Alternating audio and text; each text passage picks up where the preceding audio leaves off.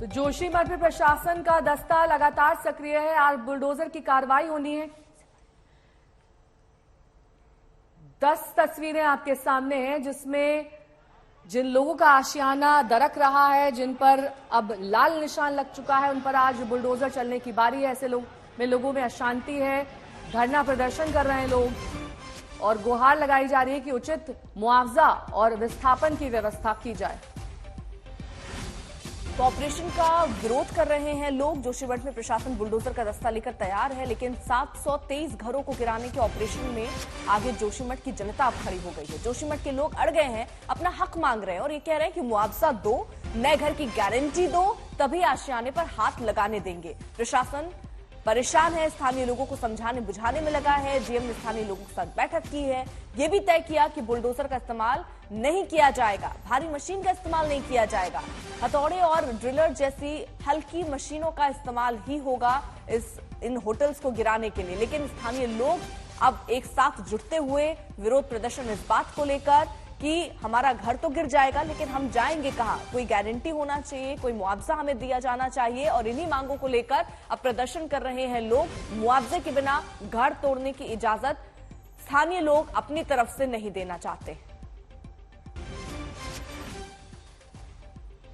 खतरे के मुहाने पर बैठे जोशीमठ में आज का दिन बेहद महत्वपूर्ण है। एक तो ऊपर मेरे पीछे पहाड़ों में मौसम खराब हो रहा है, बर्फबारी हो रही है, अब बारिश की आशंका जोशीमठ में है, जिसके बाद वो लगभग 600-700 घर और होटल जिनको चिन्हित किया गया कि खतरे की जद में हैं, वहां पर और नमी आ जाएगी, जमीन पहाड़ और तेजी से खिसकने लगेंगे। और ऐसे में जो लोग प्रदर्शन कर रहे हैं मुआवजे की मांग को लेकर के, विस्थापन को लेकर के, वो प्रशासन से बात कर रहे हैं। लेकिन इस बीच मेरे ठीक पीछे आप जो देख रहे हैं, ये NDRF, SDRF, Uttarakhand police, home guards, ये तमाम सारी एजेंसियां ये इस बात की तैयारियां कर रही हैं कि जैसे ही बैठक सकारात्मक होती है, कम होटल जो गिराए जाएंगे, कम से कम जो 2 बड़े होटल है, काफी मलबा होगा, वो नीचे जाए, वो किस रफ्तार से जाए, कंट्रोल डिमोलिशन जिसे कहा जाता है वो कैसे होगा। हालांकि इसकी तैयारियां पहले कर दी गई थी, ओवरहेड केबल्स सब तो निकाल दिए गए थे, सड़कों को ब्लॉक कर दिया जाएगा। तो डिमोलिशन की प्रक्रिया पहले वो पूरी हो जाए और उसके बाद उसका असेसमेंट, उस असेसमेंट के बाद और कितनी प्रॉपर्टी है जिनको तुरंत धराशायी करने की जरूरत है या उन्हें छोड़ दिया जाएगा, वो अपने आप गिरे, इन सब में समय लगेगा। और जैसे कोशिश प्रशासन की ये है कि इससे पहले ये जो घने बादल मेरे ऊपर आप देख रहे हैं जोशीमठ में, ये बरसने लगे और बरसने के बाद जमीन में नमी पैदा कर दें। और जिस नमी के बाद जो पहाड़ का खिसकाव है, जो दरार है, जो धसक रही है जमीन, जो स्लाइड हो रही है, वो और तेजी से हो, उसके पहले कम से कम जो 2 बड़े डिमोलिशन हो उसको निपटा लिया जाए, लोगों को सुरक्षित और पहुंचा दिया जाए। लेकिन अभी जो यथावत स्थिति है वो ऐसी है कि प्रशासन बैठक कर रहा है, लोगों को मान मनोबल कर रहा है, लोग प्रदर्शन कर रहे हैं, लेकिन बाकी एजेंसियां मेरे ठीक पीछे तैयारी कर रही हैं कि जैसे ही गो अहेड होता है वो तुरंत अपने काम में लग जाएं, क्योंकि ये मुहिम है जोशीमठ को आपदा से बचाने की। ग्राउंड जीरो जोशीमठ से मदन प्रसाद के साथ मैं आशुतोष मिश्रा, आज तक। ये मलारी होटल का प्रांगण है, ठीक पीछे रिसेप्शन है। इसी होटल को गिराया जाना है जो जमीन से कट के पीछे की तरफ झुक रहा है। यूं कहें तो ये खतरे की जगह है। ये तमाम सारी महिलाएं अब खुद को उसी खतरे में डालकर बैठ गई हैं। वो इसलिए कि जब बीती रात यहाँ डिमोलिशन होना था, ये तमाम सारे लोग मुआवजे और विस्थापन को लेकर के मांग पर बैठे हैं। अब दरअसल ये कि कई सारे लोगों के सामने चुनौती इस बात की है कि गए तो जो रोजी रोटी का जरिया था वो चला जाएगा, हट गए तो जो सालों की मेहनत से घर बनाया था वो कैसे बनेगा, बच्चे कहाँ पढ़ेंगे, कहाँ रहेंगे, बहुत सारी फिक्र है। ऊपर से मौसम खराब हो रहा है, तो अब तिरपाल से एक आशियाना तो बना दिया गया है। लेकिन ये बताइए, जिस खतरे में अब आप लोग हैं यहाँ पे, कब तक यहाँ रहेंगे इस तरह? जब तक हमारा पूरा प्रॉपर्टी का भरपाई नहीं, नुकसान का भरपाई नहीं करेंगे तब तक। कई बार हमने देखा देखी कागजी कार्रवाई जो उसमें समय लग जाता है। आप लोग जहाँ पर हैं, ये जगह कभी भी पीछे पलट सकती है। तो उनको कर देना चाहिए ना, क्यों मारना चाहते वो? हमको क्लियर कर दो और हम जाएंगे यहाँ से। क्यों इतने लोगों का मारने का प्लान बना रखा उन्होंने? सरकार ने कहा कि देखिए लोगों को विस्थापित किया जा रहा है, कई लोगों को अलग अलग जगहों पर ले जाया गया, तो आप लोग वहाँ क्यों नहीं जाना चाहते? अभी तक किसी को नहीं ले गए, नगर पालिका हॉल में रख रखा है, कुछ लोगों को कहीं किसी होटल में रखा है, नगर पालिका में रखा है। हाँ, हम लोग भी वही थे यहाँ, इसलिए आके कहीं हमारा होटल तोड़ न दे। हाँ, बिना नोटिस का ही जेसीबी लगा के चक्कर है, सारा जेसीबी खड़ा है, एसडीआरएफ खड़े हैं, इसलिए हम लोग यहाँ पे बैठे हुए। नगर पालिका एक रूम दे रहे, उसमें 8-10 लोग हैं। जैसे गाय बकरे भरते वैसे भर रखे सारे। लेकिन अगर ये नहीं टूटा, जिस तरह का खतरा है यहाँ पर पूरे जोशीमठ पर है, ये आगे कई लोगों के लिए खतरा बन सकता है। ये तो हर कोई मान रहा है, यहाँ होटल के मालिक भी कह रहे हैं कि इसको तोड़ना जरूरी है। हम भी तोड़ने के लिए तैयार है, मनाने के लिए, तोड़ने के लिए तैयार है, पर उचित मुआवजा दे दे, बद्रीनाथ के तर्ज में विस्थापित कर दे और इसी के लंबे बैठे हैं धरने पे। जी, अगर इस प्रक्रिया में देरी हो जाती है तो बहुत सारी लोगों पर भी तो खतरा है। अब तो वो कर देना क्या, और आगे करो पीछे करो, हम तो अब इसके बाद तोड़ेंगे, इसके क्या सबूत है हमारे पास? कुछ भी नहीं है। तब बाद में बोलेंगे क्या था तुम्हारा, कुछ भी नहीं था, पहले क्यों नहीं बताया, ये नहीं बताया, वो नहीं बताया, हम क्या करेंगे? बस इनको ये ना लिखित रूप दे दो सो, तब तुम अभी लिखित दे दो और तोड़ दो, हमको कोई आपत्ति नहीं तोड़ने में। जब लिखित नहीं है, कल तोड़ कर बोलेगा क्या तुमने क्यों तोड़ना दिया, ये वो बिगड़, ये तो दोपलबाजी कर रहे हैं। जब ये लोग आ रहे हैं तो ऊपर जहाज में जा थोड़ा पर मौसम खराब हो रहा, बारिश होगी, ये और खतरा बढ़ नहीं है। वो नेता मत रहे, जब जनता तब नेता, जनता मर जाएगा तो नेता कहाँ से बचेगा? राहुल गांधी भारत जोड़ो यात्रा कर रहे हैं। फिलहाल वो पंजाब में है, मगर राहुल गांधी ने आरएसएस और बीजेपी पर एक ऐसा बयान दिया जिससे हंगामा मच गया। ये देश तपस्वियों का है, ये देश पुजारियों का नहीं है। 21वीं सदी के कौरव हाफ पैंट खाकी हाफ पैंट पहनते हैं और शाखा लगाते हैं। संतों का अपमान नहीं सहेंगे। मुर्दाबाद, मुर्दाबाद। ब्राह्मण पुजारियों का अपमान नहीं सहेगा हिंदुस्तान। कहीं नारेबाजी कर विरोध जताया जा रहा है तो कहीं राहुल गांधी का पुतला जलाया जा रहा है। जिस बयान से ये पूरा विवाद उठा उसे पुजारियों का अपमान बताया जा रहा है। भारत जोड़ो यात्रा का कारवां जैसे जैसे आगे बढ़ रहा है, राहुल गांधी के बयानों पर नया रण छिड़ रहा है। अब पुजारियों पर दिए राहुल के बयान पर घमासान है, शहर शहर में विरोध वाली तान है। 2 दिन पहले भारत जोड़ो यात्रा में राहुल गांधी का ऐसा बयान सामने आया जिसमें देश को पुजारियों का नहीं तपस्वियों को बताया, तो कई संगठनों ने इस बयान पर ऐतराज जताया। विरोध प्रदर्शन सड़कों तक नजर आया। हम तपस्या की रिस्पेक्ट नहीं करते हैं, मैं करता हूं, तो ये चेंज लाना है। और ये देश तपस्वियों का है, ये देश पुजारियों का नहीं है। राहुल गांधी माफी मांगो, माफी मांगो, माफी मांगो। कई शहरों में राहुल के खिलाफ प्रदर्शन हो रहे हैं तो कोई उन्हें सोच समझकर बयान देने की नसीहत दे रहा है। ऐसे बोलना नहीं चाहिए क्योंकि हम लोग भी मंदिरों में बैठे हैं और पुजारियों का बहिष्कार जैसा लग रहा है कि उनके लिए उनकी भावना अच्छी नहीं है। तो आगे आने वाले समय में मैं समझता हूँ इसका खामियाजा उनको भुगतना पड़ेगा। ये जो पॉलिटिकली पोलराइजेशन किया जाता है ना कि हम गरीबों के हमदर्दी हैं, हम तपस्वी हैं, दूसरे लोग जो है वो ऐशो आराम में विलासिता में जी रहे हैं, इस तरह की बयानबाजी से मुझे लगता है जितने लोग सजग रहेंगे, राहुल जी इतनी मेहनत कर रहे हैं तो ऐसे बयानों से उनकी छवि धूमिल होती।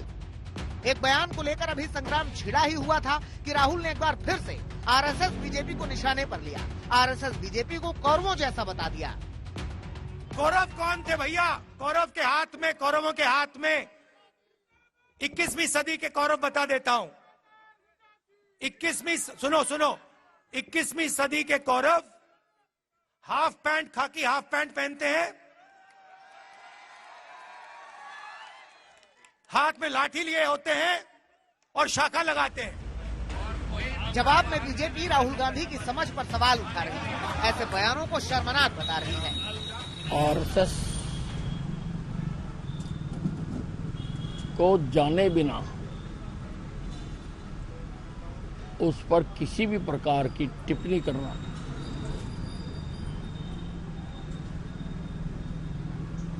ये बहुत गलत है। राहुल गांधी को पहले कुछ दिन जाके आरएसएस की शाखा अटेंड करनी चाहिए, फिर वो आरएसएस के बारे में कुछ कहे। भारतीय जनता पार्टी और आरएसएस को न धर्म से कुछ लेना है न देश से कुछ लेना है, वो सिर्फ राजनीति करते हैं। भारत जोड़ो यात्रा के दौरान ये पहला मौका नहीं है जब राहुल ने अपने बयान से सियासी ताप बढ़ाया है। पहले भी राहुल के कई बयानों को बीजेपी ने मुद्दा बनाया है। अब राहुल के नए बयान पर सियासत गरमाई हुई है।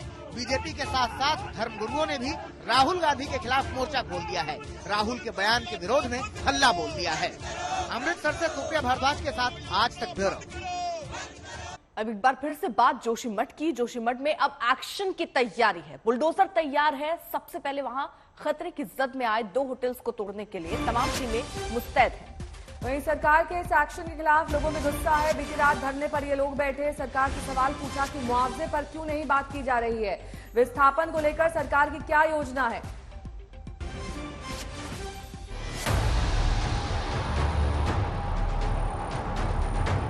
गुंडा राज करके और जिसकी प्रॉपर्टी है उसको ढकेल के खींच रहे हो और तोड़ने की चक्कर करो। मुख्यमंत्री क्या कर रहा है? सरकार की और प्रशासन की गुंडागर्दी है। ये गुंडागर्दी पे पहले हमें मुआवजा दीजिए।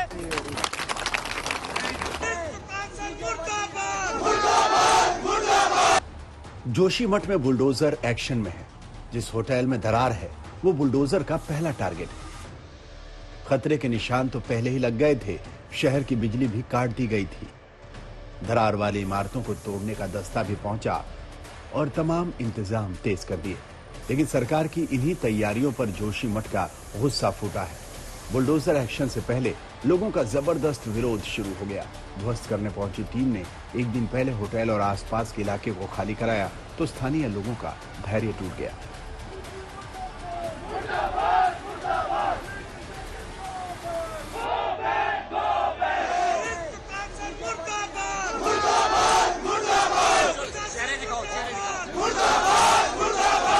रात को ही प्रशासन के इस फैसले के खिलाफ लोग लामबंद हो गए, जमकर नारेबाजी हुई।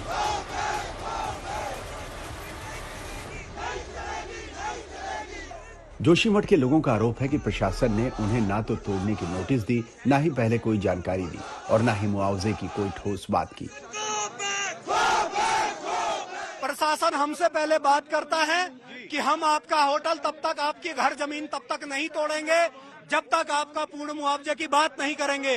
और प्रशासन जब बात करने के बाद आज अपनी फोर्स को देखो, फिर लाइट नहीं है जोशीमठ में और लाइट न होने के बावजूद इस तरह से तोड़फोड़ कर रहे हैं।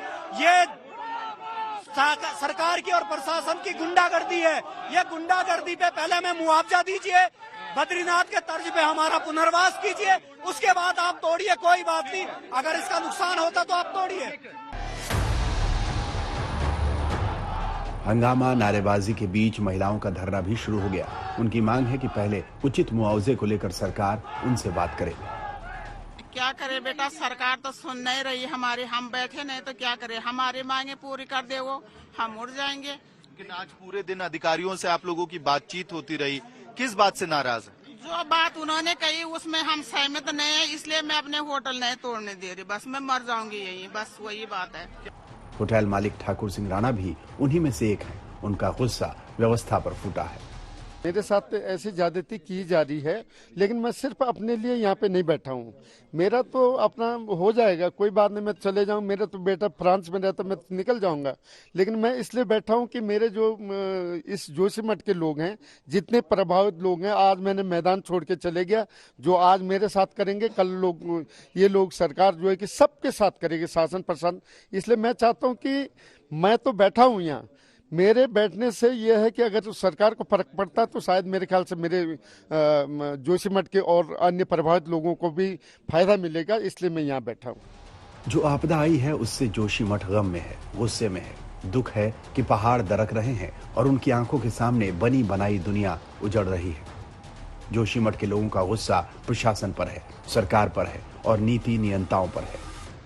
कर्णप्रयाग में एक लोकेलिटी है भगुना नगर, तो वहाँ पर पिछले कुछ टाइम से कुछ स्लाइड और दरारें परिलक्षित हुई थी। तो लोकल लोगों के आग्रह पर हमने एक IIT रुड़की से उस पूरे क्षेत्र की स्टडी कराने का और उसका उसका ट्रीटमेंट किया जाए ताकि उस क्षेत्र को उस एरिया को बचाया जा सके। तो वो IIT रुड़की उसमें अपना अध्ययन कर रहे हैं। वो उनके अध्ययन के हिसाब से उसमें हम अग्रिम कार्रवाई शीघ्र करेंगे। जोशीमठ को बचाने के नाम पर प्रशासन बुलडोजर के साथ एक्शन में है। वहीं स्थानीय लोगों को भगवान पर भरोसा है। प्रार्थनाओं का दौर चल रहा है।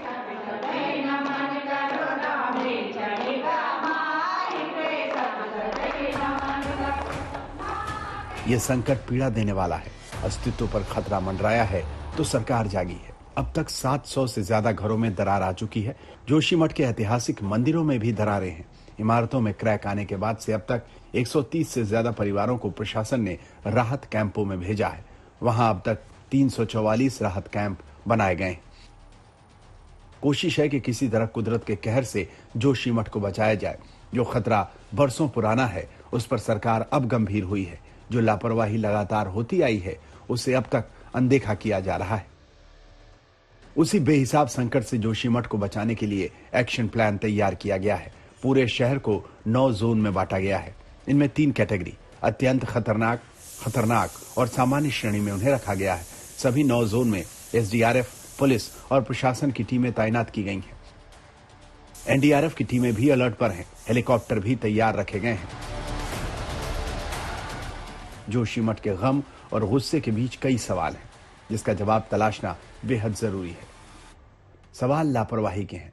सवाल उन लापरवाही को नजरअंदाज करने वालों को है। जोशीमठ से अमित भारद्वाज, कमल नयन सिलोड़ी और आशुतोष मिश्रा के साथ आज तक ब्यूरो।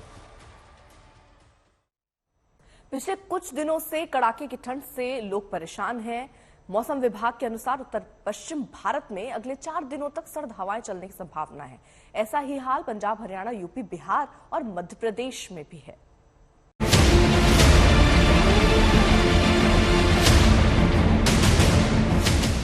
इस जनवरी कोहरे की शक्ल में जारी है कुदरत का जुल्म। सुबह 8 बजे तक सड़कों पर इतने घने कोहरे का कब्जा होता है कि सुबह होने का एहसास ही नहीं हो पाता। ये हालात सिर्फ दिल्ली के नहीं है। दिल्ली, पंजाब, हरियाणा, चंडीगढ़, राजस्थान, उत्तर प्रदेश, उत्तराखंड और बिहार में लगातार घने कोहरे और शीतलहर के हालात बने हुए हैं। घने कोहरे और कड़ाके की ठंड ने हरियाणा, पंजाब, हिमाचल समेत पूरे उत्तर भारत में जनजीवन अस्त व्यस्त कर दिया है। ये जो तस्वीरें आप देख रहे हैं, ये दिल्ली को पंजाब समेत जम्मू और हिमाचल से जोड़ने वाले राष्ट्रीय राजमार्ग की हैं। और यहाँ पर तस्वीर क्या है वो आप देखिए। अगर कोई व्हीकल दिखाई भी देता है तो वो दिन में भी इंडिकेटर के साथ साथ हेडलाइट्स जलाकर चल रहा है। मौसम वैज्ञानिकों के मुताबिक किसी भी इलाके में शीतलहर की स्थिति तब मानी जाती है जब या तो मैदानी इलाके में 4 डिग्री से कम तापमान हो जाए या न्यूनतम तापमान सामान्य से 4.5 से 6.4 डिग्री तक नीचे चला जाए, तो उस हालात को शीतलहर कहा जाता है।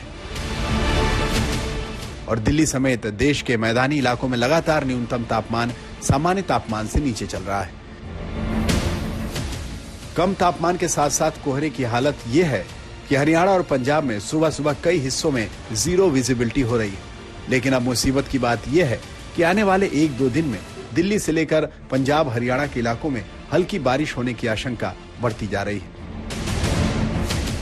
मौसम विभाग के अनुमानों के मुताबिक दिल्ली, पंजाब और हरियाणा के इलाकों में हल्की बारिश होने की आशंका है। बुधवार की रात और गुरुवार की सुबह इन इलाकों में बारिश हो सकती है। इसके बाद शुक्रवार से शीतलहर और कोहरे की स्थिति से छुटकारा मिलने की उम्मीद है।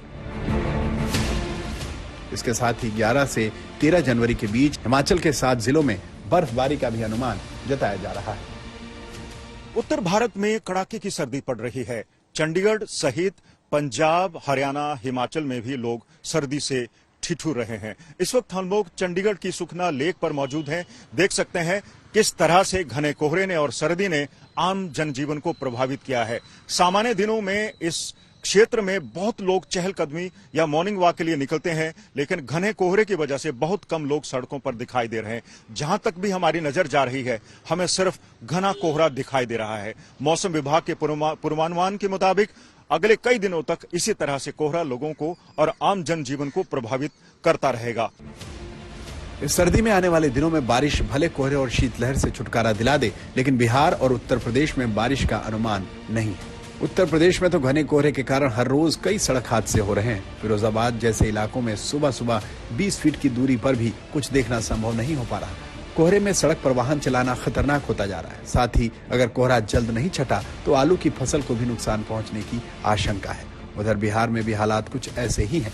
कोहरे और शीतलहर की दोहरी मार से जनजीवन पर असर पड़ा है। पटना में कोहरा घना तो नहीं है, लेकिन दिन भर बादल जैसे हालात बने रहते हैं। राजधानी पटना समेत पूरे बिहार में इस वक्त कड़ाके की ठंड पड़ रही है और अगर पटना की बात करें तो आपको हम सुबह की तस्वीरें दिखा रहे हैं। आप देख सकते हैं किस तरीके से इस वक्त भी सूर्य देवता जो है वो निकले नहीं हैं और यही हालात पिछले तकरीबन एक सप्ताह से बने हुए हैं। लोगों ने सूर्य देवता के दर्शन नहीं किए हैं और इसके कारण जो है दिन भर इसी तरीके का मौसम बना रहता है। मौसम विभाग के अनुमानों के मुताबिक मंगलवार की रात से हालात में सुधार नजर आएगा। 11 से 13 जनवरी तक कोहरे में कमी की उम्मीद है। 10 से 12 किलोमीटर की रफ्तार से हवाएं चलेंगी। शुक्रवार तक सर्द हवाओं का सिलसिला चल सकता है। हालांकि मौसम विभाग ने न्यूनतम तापमान में सुधार की उम्मीद जताई है, जिससे शीतलहर के हालात बदलेंगे, लेकिन ऐसे मौसम में चलने वाली हवाएं लोगों की मुसीबतें बढ़ा सकती हैं। चंडीगढ़ से सत्येंद्र चौहान, मंजीत सहगल और पटना से रोहित सिंह के साथ आज तक ब्यूरो।